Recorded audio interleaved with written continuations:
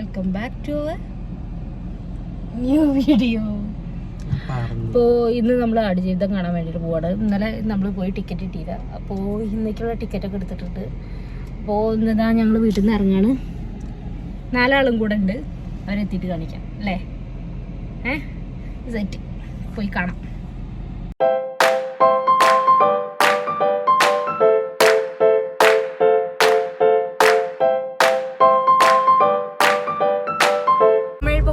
ാണ് ഭയങ്കര എക്സൈറ്റഡ് ആയിട്ട് നമ്മൾ കാണാൻ വേണ്ടിയിരുന്ന ഒരു മൂവിയായിരുന്നു ആടുജീവിതം. അപ്പോൾ ഞങ്ങൾ ഇന്നലെ തിരൂര് പോയിട്ടാണ് ടിക്കറ്റ് എടുത്തേട്ടോ. അപ്പോൾ അവിടുന്ന് തിരൂരത്തെ 2-3 ആൾക്കാരുണ്ട്. അപ്പോൾ അവരെയും കൂടെ കൂട്ടിയിട്ട് നമ്മൾ പോകുന്നതാണ്. ഇന്ന് 2 മണിക്കത്തെ ഷോയാണ് നമ്മളെടുത്തേ.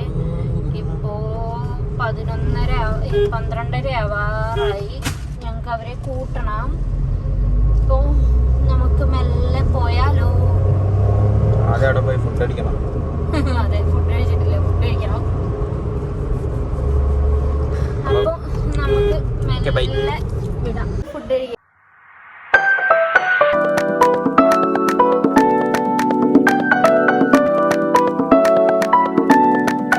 ഇറങ്ങിയിട്ടുണ്ട്. ഫുഡൊക്കെ കഴിച്ചിറങ്ങി.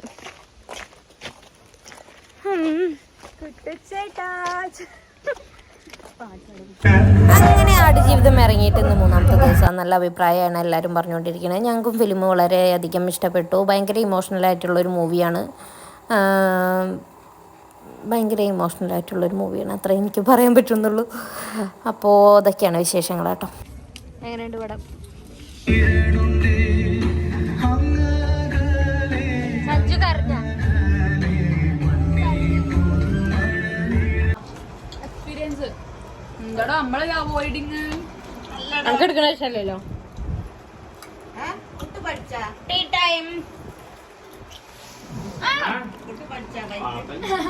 രാഹുൽ ആടുജീവിതം എങ്ങനെയുണ്ട്? വളരെ അടിപൊളി.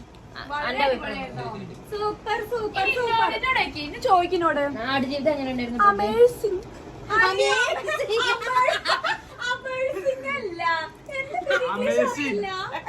ഇംഗ്ലീഷ് അറിയില്ല.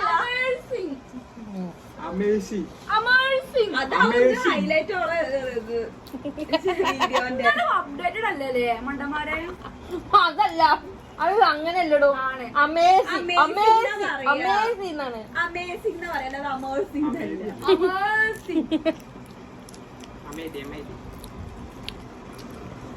അപ്പൊ വിദഗ്ധരുടെ അഭിപ്രായം കേട്ട സ്ഥിതിക്ക് വീഡിയോ ഇവിടെ വെച്ച്